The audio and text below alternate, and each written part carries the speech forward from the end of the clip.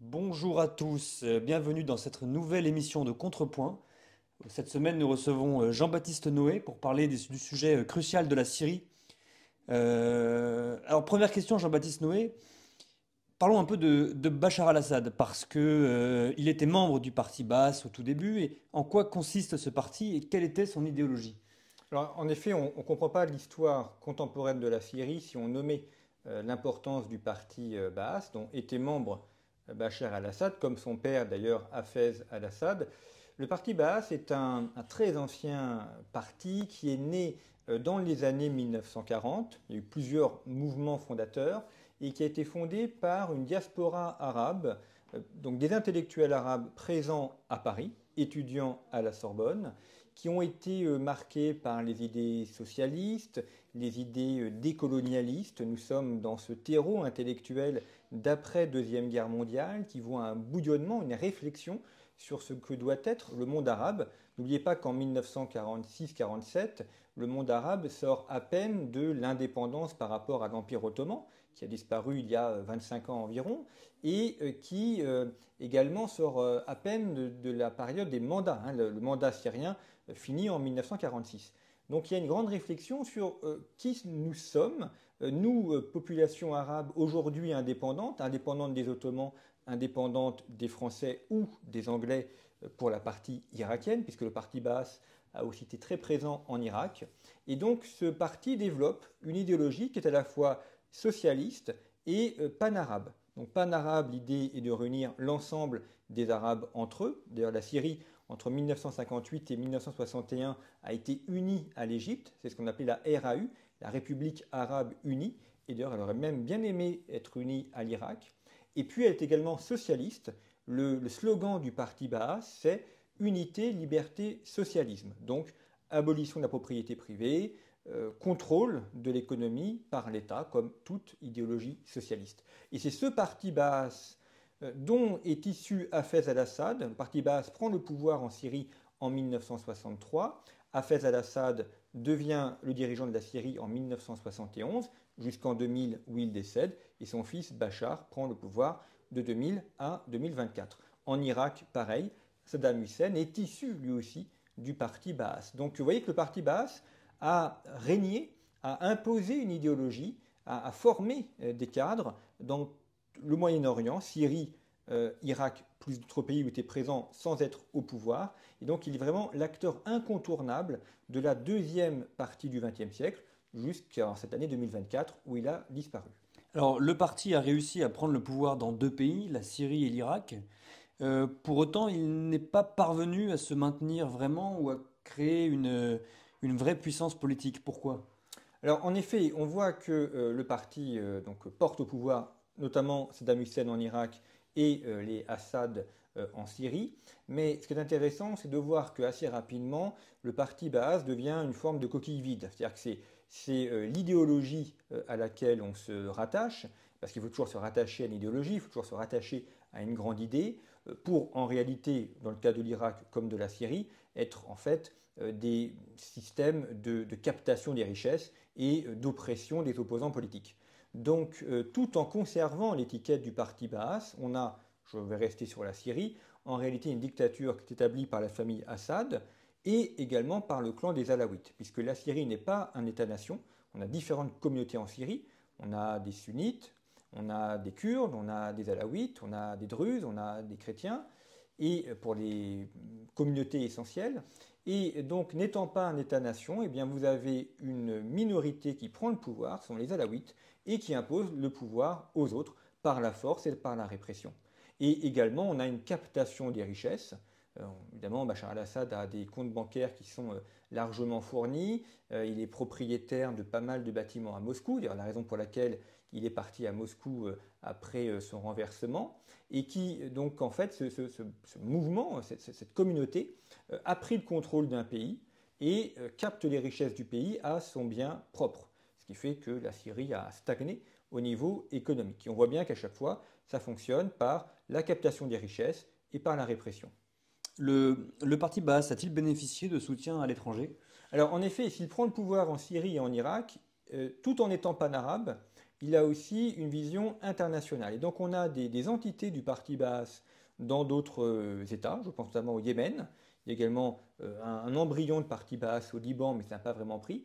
Et puis vous avez également d'autres pays musulmans, pas forcément arabes, mais musulmans, qui ont été plus ou moins proches du parti Baas ou qui l'ont soutenu. Par exemple, la Mauritanie, l'Algérie également. L'Algérie est dans une logique un petit peu identique.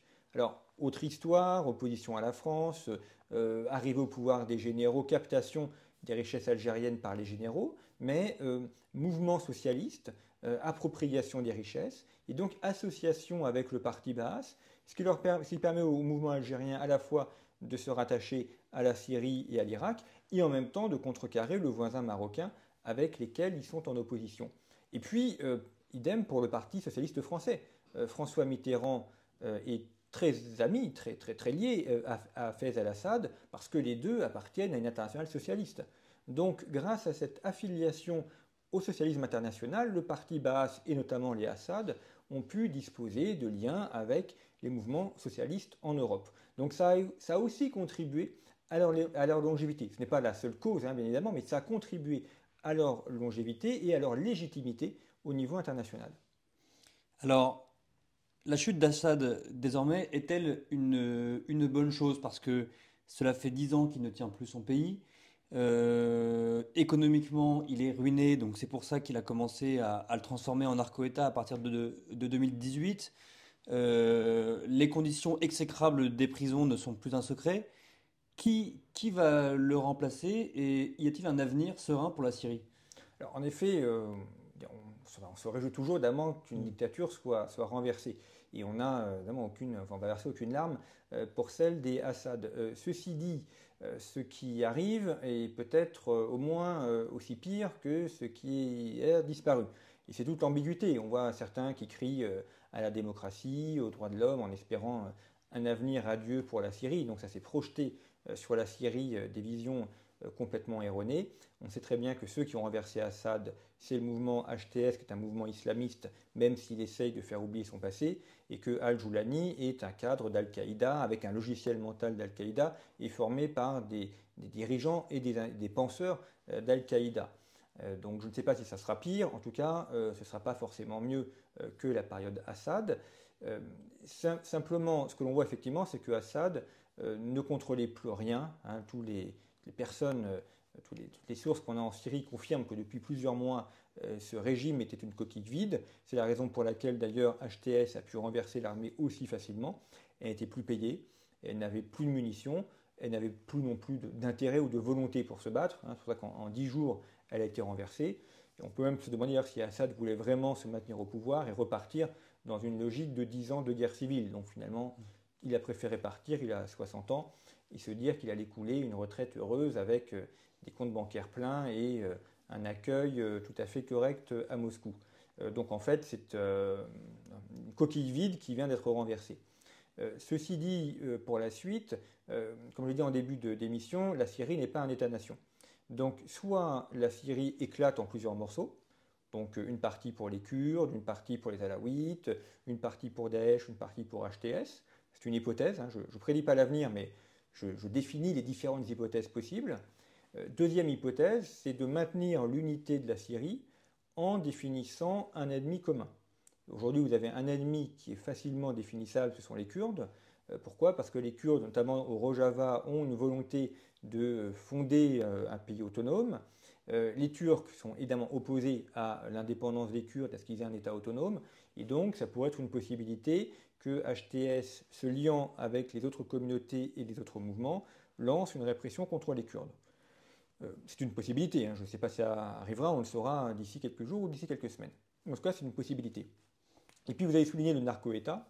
Effectivement, comme c'est un système, celui de Assad, mais HTS c'est la même chose, qui a vécu sur la captation des richesses. Hein. Frédéric Bastiat disait il n'y a que deux manières de s'enrichir, c'est soit produire, soit ravir. Donc produire, c'est le capitalisme, ravir, c'est le socialisme. Et donc Assad a vécu sur ravir les richesses.